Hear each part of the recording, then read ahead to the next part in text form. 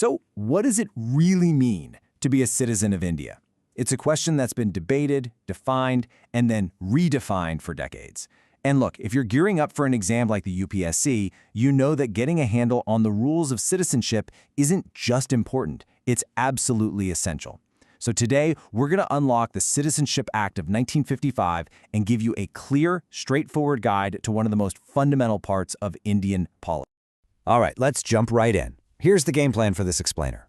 First, we're going to clear up a really crucial distinction between the Constitution and the Act itself. Then, I'll introduce you to a great little memory tool for the 5 ways you can acquire citizenship. We'll break down each one, and then we'll wrap up with the single most important takeaway you need to know about this whole topic. First things first, let's tackle something that trips a lot of people up. What's the difference between the Constitution's rules on citizenship and the Citizenship Act? Trust me, getting this straight from the get-go is fundamental. Okay, this slide really simplifies things. I want you to think of the Constitution as taking a single snapshot in time. Articles 5 to 11 tell us exactly who was considered an Indian citizen on one specific day, January 26, 1950, the day the Constitution came into force. But that's it. That's all it does. For everything that happens after that date, how you become a citizen, how you might lose that status, you have to look at the Citizenship Act of 1955. For your exam prep, this act is where all the action is. So, this brings us right to the heart of the Act.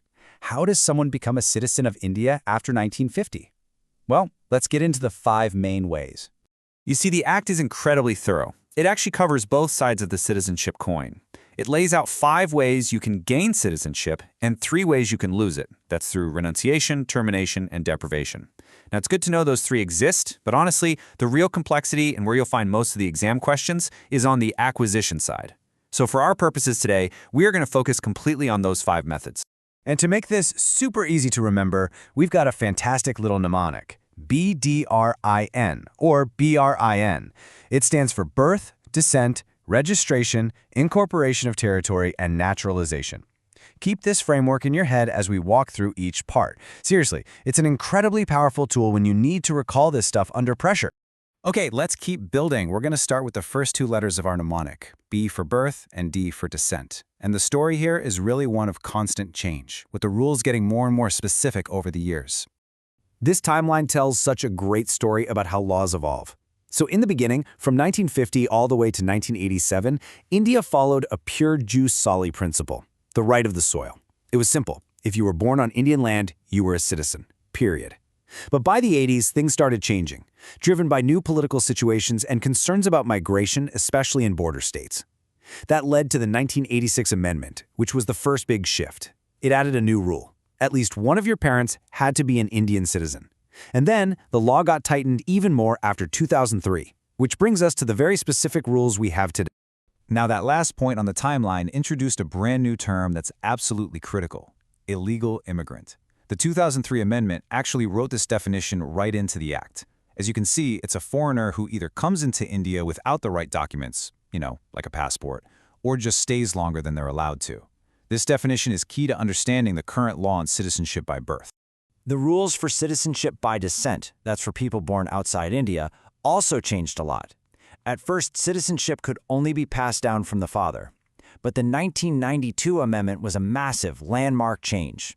It brought in gender neutrality, allowing citizenship to come from either parent.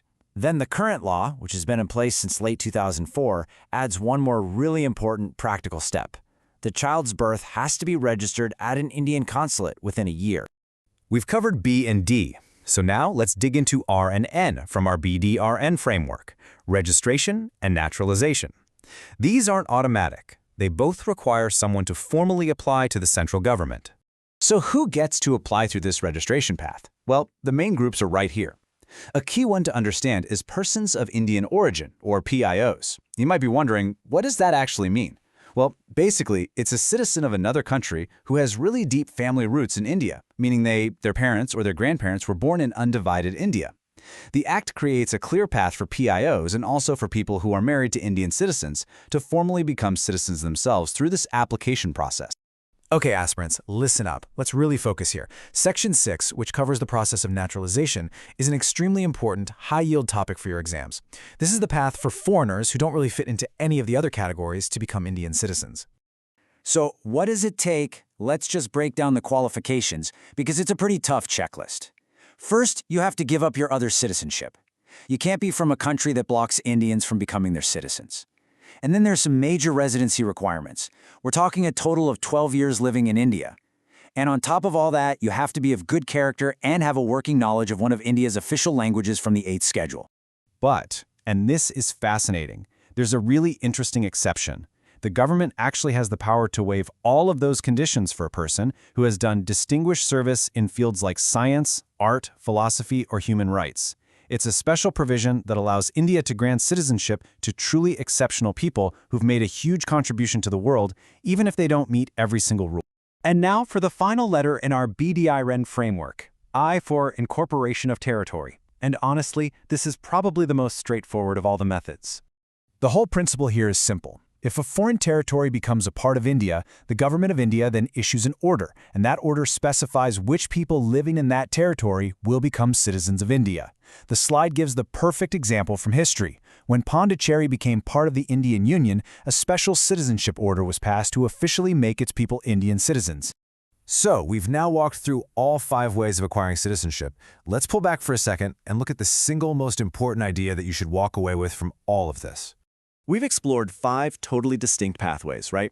All neatly packed into our BDRN framework: birth, descent, registration, incorporation, and naturalization. Each one has its own specific rules, its own qualifications, and as we've seen, its own history of changes and amendments. And this right here is the core idea. The crucial point is that the definition of who is an Indian citizen is not set in stone. It's a dynamic, living concept. The law has been changed again and again to respond to new social, political, and demographic situations. Understanding this evolution is the real key to understanding the Act itself. Which, of course, leaves us with a final thought to chew on. As India and the world keep changing, how might the ideas behind these laws evolve in the future? What new circumstances could trigger the next amendment? It's a really important question to think about as you continue to study the Indian state. Thanks so much for joining this explainer.